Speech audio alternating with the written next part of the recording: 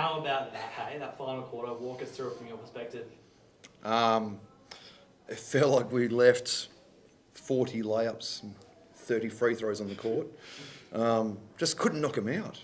And then I thought they played a really good fourth quarter. So happy to get out of there. Like once you look up at the scoreboard and you're up double digits in the third, your brain just goes into crazy town. You start thinking what's next, and you just can't do that against Townsville. So we got some stuff to clean up in the fourth, but overall really happy with the game. There was a key play there. We're looking for might have sort of come back where Sam Wickham had the steal and that three-pointer. What was going through both of your guys' minds at that point in the game?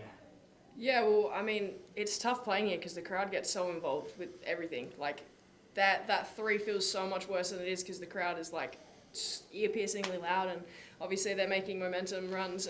But basketball is a game of momentum, and it's like, who can throw the next punch kind of thing. So it was a little scary at the time, but it's like, you have 1 second to be like, damn, and then move on. But yeah, the crowd gets behind it and is electric up here, so that's always the tough part. We heard about the 30 layups and 43s or whatever it was. Is the crowd always playing a part in that sort of stuff? Is that sort of, do you feel that energy out on the court? Yeah, no, definitely. I left 3 free throws up there, I think, in the last quarter, which is really fun. I think there was like 6 free throws back-to-back that we missed, which is like finals on the road. Like that's the things that wins you games. So yeah, no, the crowd definitely plays a part, and you start overthinking a lot on that free throw line when you're standing there and everyone's screaming at the top of their lungs. Ryan, what's the next couple of days look like for you guys? How do you go about reassessing and kind of guessing what Townsville's going to do to adjust from this game? Yeah, well, we obviously went over a lot of tape the last 4 days, I feel like, preparing for them. We thought we had a pretty good handle on it. They still got away with some stuff that we thought we had covered. So, again, clean up some stuff. There's not a lot of secrets this time of year. Like, you generally know each other inside and out, and we've played Townsville more than anyone else the last 2 years. So, we play these games a lot against these guys. We've got to clean some things up from our end more than anything else. Because once we get our defence going, and again, everyone talks about our offence, but we're not always the worst defensive team in the comp. We are a lot of the time, but we're not always. But we hold them to 14 in the third. I know everyone's going off about how well we shoot it at times, but it was the third quarter defence that we were really impressed with. Does last year ring in the memories a little bit, like this, because it's the same teams playing the same semi-final series? Does it ring loud? Yeah, definitely. I mean, somebody asked me that, I think, a couple of days ago when we found out it was going to be the exact same setup as last year, basically. And we have a pretty new team. I think me and Mackenzie are the only returners from last year. So, like, we're a completely different team, so kind of don't look back too much. But obviously, it is in the back of my mind. Like, they're the ones that ended our season last year, so definitely. Ryan, it was an ultra-physical game. Was that always part of the plan going in? Yeah.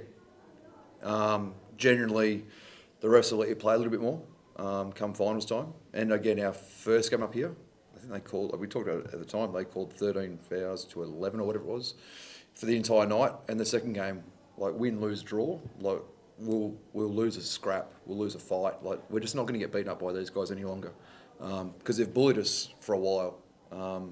So like, we know they're loaded with talent, but they just always seem to win the physical fight against us. So again, that second game up here, like enough's enough.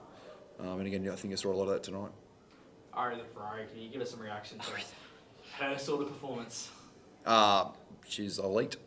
And again, just having the ball in her hands late, like how do you, especially if she's going to shoot the three like that, like she's electric, quick, and she can shoot the three as well. Can't go over, you can't go under, you certainly can't show or hedge against her, so it really limits your choices. And then if we can put enough shooting around her, well, you can't really come from anywhere. Essentially the same problem we've had with Steph Reed for the last 3 or 4 years. Yeah, she's solid. She's not ecstatic post-game because she feels like she missed 1,000 layups. And that was kind of their adjustment in the fourth. Like they were really hot on the three-point line. And we told them like they're probably going to react to the three-point shot. They go get your head on the rim. And we did, and we just blew 1,000 layups and 1,000 free throws. So, no, Erin McDonald is elite. You touched on that third quarter. I think it's the only quarter you won, but it was enough of a difference to win the game. What did you say at halftime? What was the message? Again, kind of like us. Like the issues were us. We missed 2 bunnies from a foot. They came down and scored. We then argued with the ref instead of getting it back in. And I know we won, but I thought it was the best umpired game we'd seen all year. But we decided to stop and argue with the refs in a live play. 4 seconds later, we got a cross-court violation.